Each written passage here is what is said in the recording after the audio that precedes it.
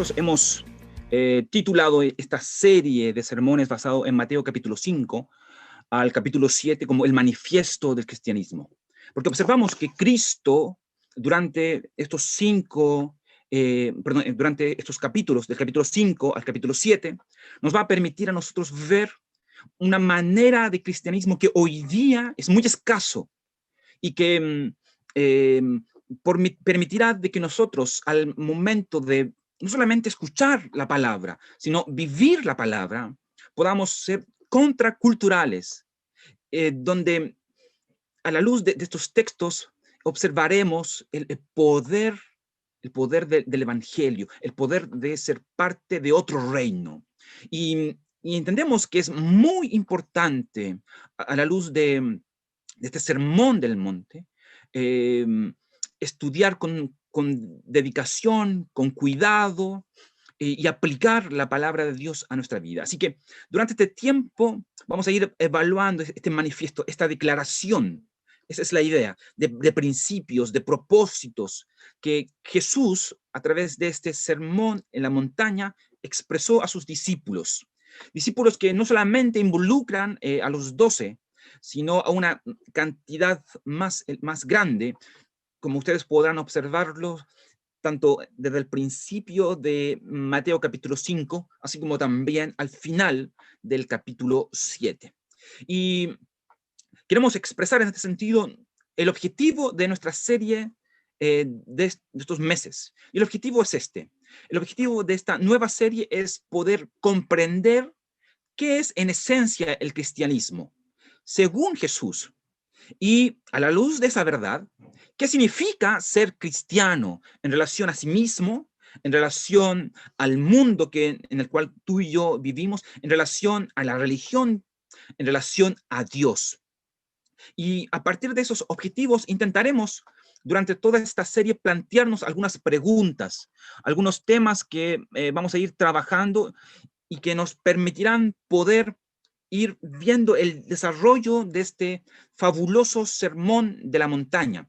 Y estas preguntas que vamos a abordar las vamos a resumir en siete preguntas. Eso no significa que van a ser 7 sermones, ¿ya?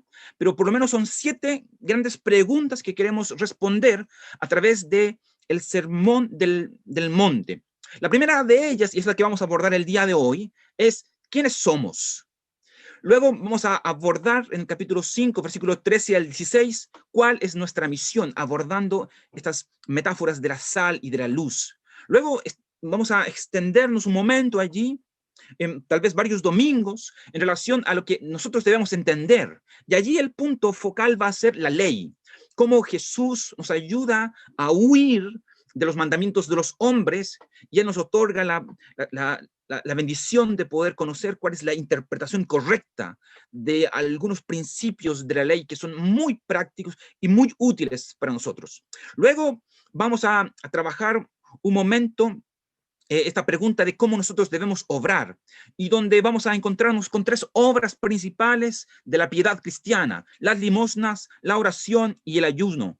Luego pasaremos a la pregunta de qué debemos o de qué nos debemos ocupar, pensando en el Señor o las riquezas, en el tesoro en el cielo o en el de la tierra, en las preocupaciones como los paganos o los gentiles, o poniendo a Cristo y su reino en primer lugar, etcétera. Luego hablaremos también de cómo nosotros nos debemos relacionar, y allí abordaremos el tema de cómo debemos relacionarnos con las personas, tanto creyentes como no creyentes, y también cómo nos debemos relacionar con Dios. Y por último, terminaremos nuestra serie abordando la pregunta de qué nos debemos cuidar.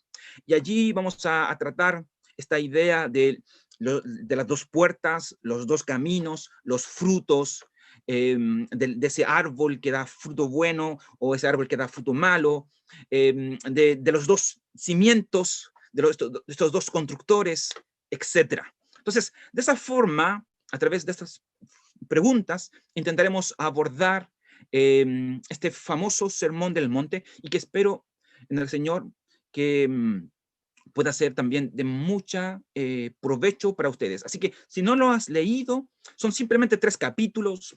Sería muy bueno que tú pudieras comenzar a leerlo. No te vas a demorar mucho tiempo y te va a enriquecer mucho. Así que te invito a que puedas tú desde ya comenzar a leer este Sermón del Monte para que puedas estar a tono, digamos así, con lo que vamos a ir trabajando cada domingo y también en cada crece, por lo menos de enero y febrero. Por lo tanto, hoy día nuestro tema a tratar es quiénes somos. Y como ya hemos leído el texto, vamos a abordar de inmediato el pasaje eh, de Mateo capítulo 5, versículo 1 al 12. Y el tema de quiénes somos es un tema muy importante, un tema que tiene relación con nuestra identidad. Comúnmente nosotros definimos o nos definimos con respecto a lo que nosotros hacemos. Nos definimos según nuestra profesión, eh, según también la apreciación a veces de las demás personas, etc. Pero hoy día vamos a observar nuestra identidad en relación a lo que Cristo dice y en relación también a lo que Él ha hecho en nuestras vidas. Y este tema es crucial para la vida cristiana y para todo lo que va a venir en el Sermón del Monte. Porque si nosotros comprendemos quiénes somos, entonces nosotros lograremos llevar a cabo eh, y vivir este sermón tan fabuloso para cada uno de nosotros, para cada creyente. Ya que este tema de identidad, de alguna manera, responderá la pregunta de si somos nosotros cristianos o no. Y esa pregunta es importante, porque hay una cosa peor que no ser cristiano, dice Miguel Núñez, y es el no serlo y creer que lo eres. Y por esa razón es interesante poder, antes de cualquier cosa, antes de poder abordar cualquier principio que podamos observar en el Sermón del Monte, antes de cualquier cosa, es muy importante responder esta pregunta a la luz de este Sermón del Monte. Así que mi intención en el día de hoy es poder explicarte un poquito acerca de eso y darte por lo menos 4 cosas en relación a lo que es un cristiano. Cómo somos, si tú eres un creyente, cómo tú y yo deberíamos ser. Y en este sentido, lo primero que yo quiero que tú observes, si es que tú tienes la Biblia abierta allí en Mateo capítulo 5, es que un cristiano, si tú eres cristiano, si yo soy cristiano, nosotros somos personas de otro reino. Y yo quiero que tú observes esto en primer lugar, subrayando 2 versículos que son muy importantes en el Sermón del Monte. Versículo 3 y versículo 10, cuyos versículos tienen una característica particular, y es que cada uno de estos versículos, el versículo 3 y el versículo 10, terminan con la misma promesa. Observa tú el versículo 3 y versículo 10. El versículo 3 dice así: dichosos los pobres en espíritu, porque el reino de los cielos les pertenece. Y el versículo 10 termina de la misma manera: dichosos los perseguidos por causa de la justicia, porque el reino de Dios, o perdón, el reino de los cielos les pertenece. Esta característica de estos 2 versículos es muy interesante porque nos permite a nosotros observar una figura dentro de estas bienaventuranzas, una figura que se le llama inclusión. Cuando una parte, un pasaje comienza con una idea y termina con la misma idea, el, la figura de la inclusión nos indica de que todo lo que está en el medio, es decir, del versículo 3 al versículo 10, tiene relación con el tema con el que se inicia y con el que termina. Y en este sentido, debido a que el versículo 3 comienza con esta promesa del reino de los cielos y termina con la promesa del reino de los cielos, esto significa que las cualidades que aquí son mencionadas de los versículos 3 hasta el versículo 10 tienen relación con el reino de los cielos. Y eso nos lleva a nosotros a entender una cosa, de que todo hijo de Dios, discípulo, creyente, toda persona que ha nacido de nuevo, es una persona de otro reino. Es decir, somos personas distintas a los no cristianos, porque tenemos un Señor distinto, y este Señor es Jesucristo. Pertenecemos al reino de la luz, no al reino de las tinieblas, y nos regimos y nos guiamos por normas distintas. Y eso es muy importante remarcarlas en este primer punto del Sermón del Monte. Tú y yo, si hemos creído en Jesús, no somos iguales a los demás. No porque tengamos tal vez algún dote natural, no porque seamos especiales por alguna cualidad intelectual, física, sino porque el Señor, al momento de salvarnos, nos ha hecho partícipes de otro reino. Y eso es algo que tú tienes que entender y subrayar. Tú estás en este mundo, vives en este mundo, pero no eres de este mundo. Tu Señor no es Satanás. Sus normas no te gobiernan. El que es Señor de tu vida es Cristo Jesús. Él es el Rey, no solamente Salvador, sino también Señor. Y eso es lo primero que yo quiero que tú notes en relación a tu identidad. Tú eres ciudadano del reino de los cielos si es que has creído en Jesús como tu Salvador. Y eso debe llevarte a ti, como vas a observar en este sermón del monte, a tener una opinión y una vida muy distinta a la del común de las personas. La segunda cosa que me gustaría a mí también destacar en relación a nuestra identidad es que toda persona, todo creyente, toda persona que ha depositado su fe en Jesucristo, toda persona que es parte del reino de los cielos, es una persona dichosa por Dios. Y nuestra versión usa ese término, dichoso, versículo 3. La Reina Valera habla de bienaventurados. Sin embargo, muchos comentaristas hacen mención de que ninguno de los dos términos necesariamente son los más correctos. El término Macarios, que es el término que se usa aquí en griego, debería ser entendido más que todo por este concepto de bendecido.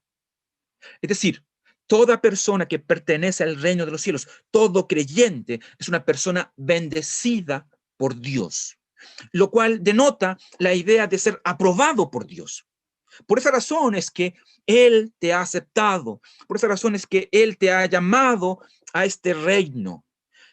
Sin embargo, esta bendición no es arbitraria, no tiene necesariamente algo que ver innatamente con nosotros, con dotes naturales, como ya te comenté, sino más bien esta bendición es condicional. Y esas condiciones tú las observas aquí, en los versículos 3 al versículo 10, donde cada versículo tú puedes dividirlo en tres secciones. Por una parte está la bendición, dichosos, bienaventurados o benditos.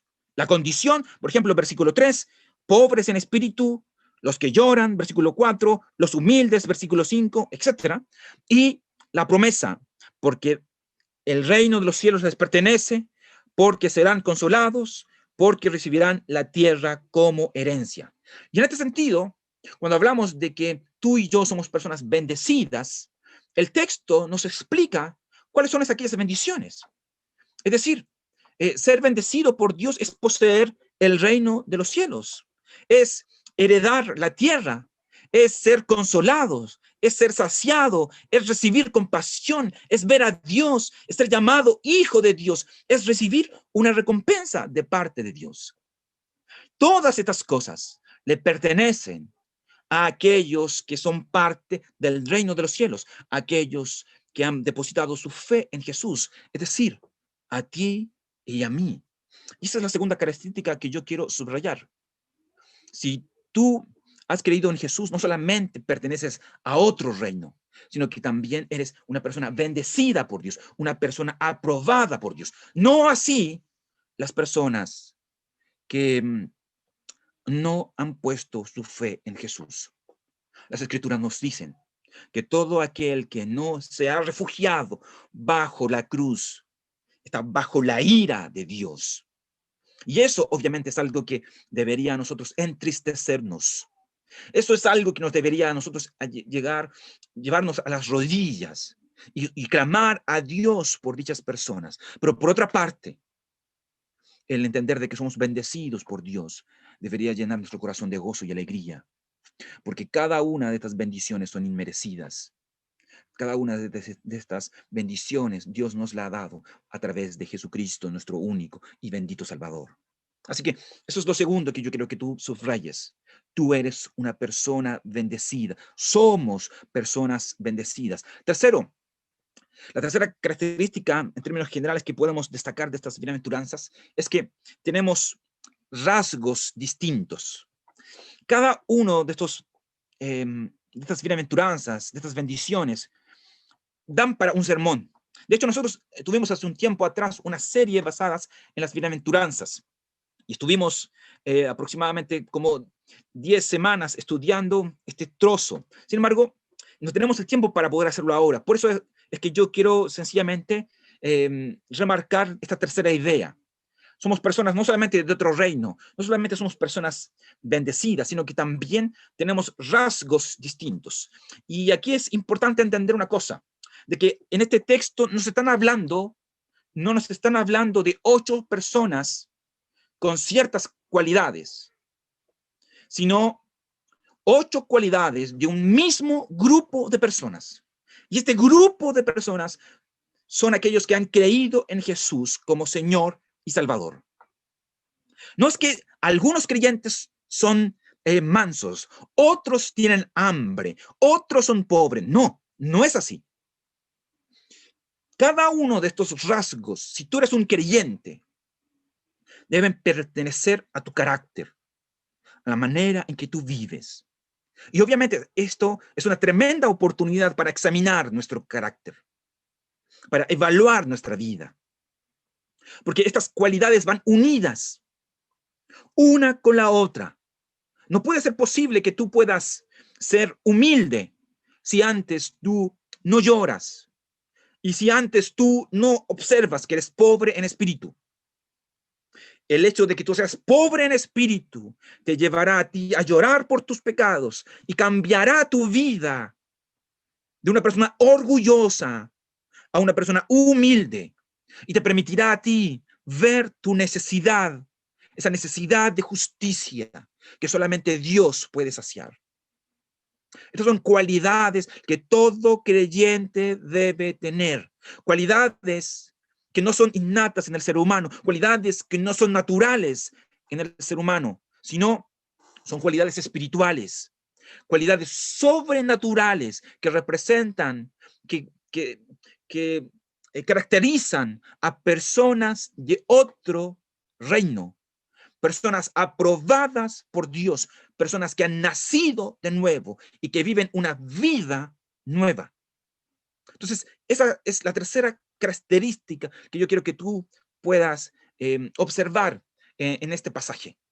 Somos personas de otro reino, somos personas bendecidas, somos personas con rasgos distintos que nos permiten poder también vivir vidas distintas. Pero también estas cualidades que aquí se nos presentan hablan de que somos personas que nos relacionamos con Dios y con los demás. Y donde aquí podemos nosotros hacer una división, digámoslo así, en estas bienaventuranzas, donde los versículos del 3 al 6 nos hablan de nuestra relación con Dios. Y los versículos 7 al 12 nos hablan de nuestra relación con los demás. Es decir, en relación a Dios como creyente, tú y yo deberíamos continuamente confesar nuestra pobreza espiritual. Ser pobres en espíritu significa que tú te reconoces a ti mismo en bancarrota. Tú no tienes nada que dar a tu Señor. Tú eres pobre igual que yo. Pobre en espíritu.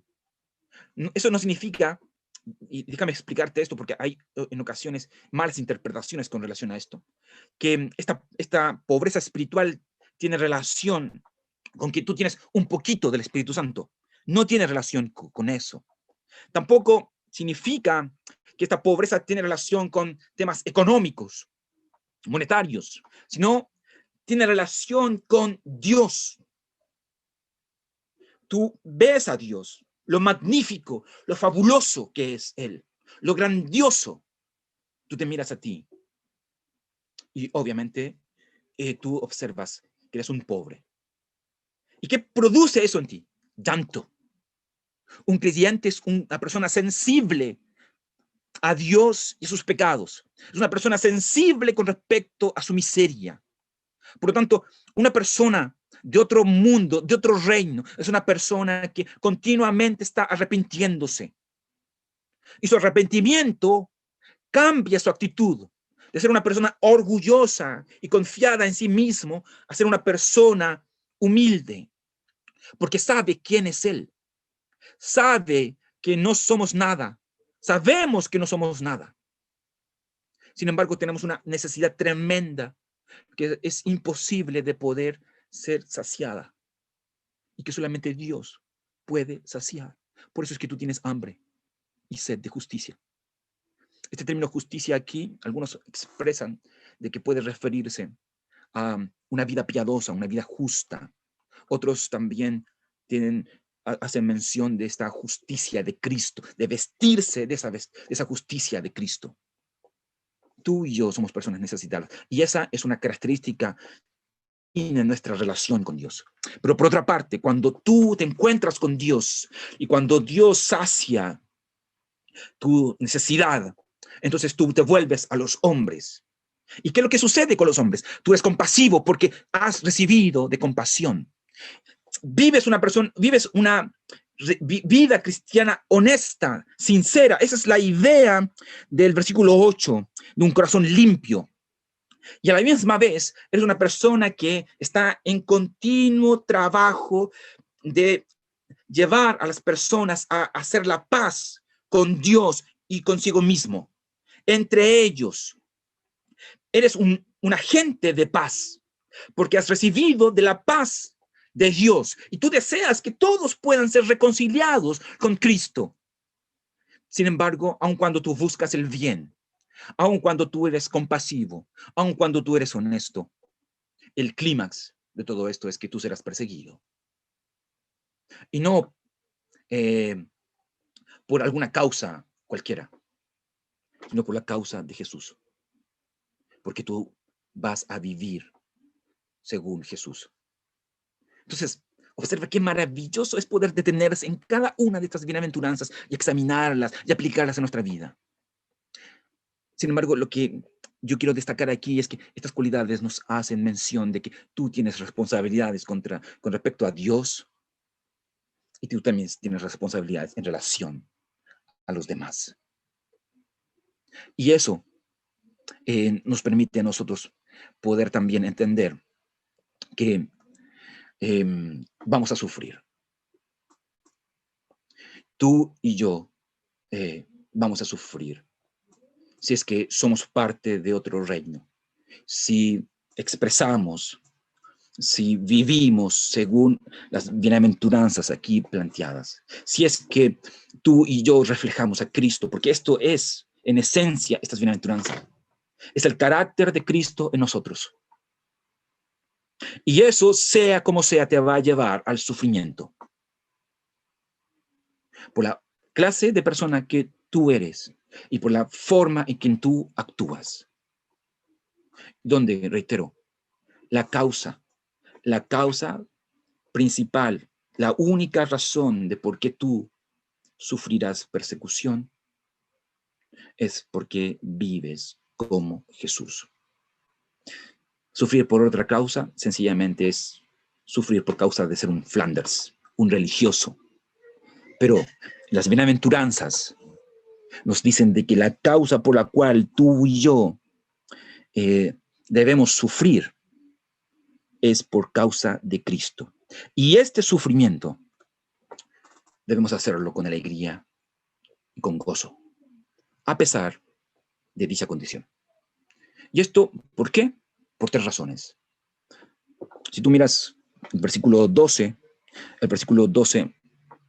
nos dice que eh, nosotros debemos gozarnos y alegrarnos en el sufrimiento a causa de vivir como Jesús, porque esto nos da a nosotros la convicción de lo que somos. Esa es la razón de por qué te están persiguiendo, por lo que tú eres. Y según el versículo 12, tú eres como un profeta de antaño, un profeta de Dios, que es molesto para los demás, pero que es agradable a los ojos de Dios. Sufrimos con alegría y con gozo, también porque sabemos el lugar hacia donde vamos. Y el versículo 12 nos dice de que a pesar de los sufrimientos aquí en la tierra, todo esto va a ser sencillamente algo temporal, porque tu morada está en los cielos. Y por esa razón no tenemos miedo a la muerte. Y por esa razón no tenemos miedo a perder amigos. Por esa razón no tenemos miedo a entrar en conflicto. Porque sabemos para qué hemos sido llamados, profetas de Dios. Y sabemos hacia dónde vamos, el cielo. Pero también sabemos lo que nos espera. Y este es un galardón, un regalo, una recompensa del Señor. Una recompensa que Él nos dará. Y que sin lugar a dudas, con el solo hecho de poder vivir como Cristo, tú y yo, deberíamos sentirnos más que pagados.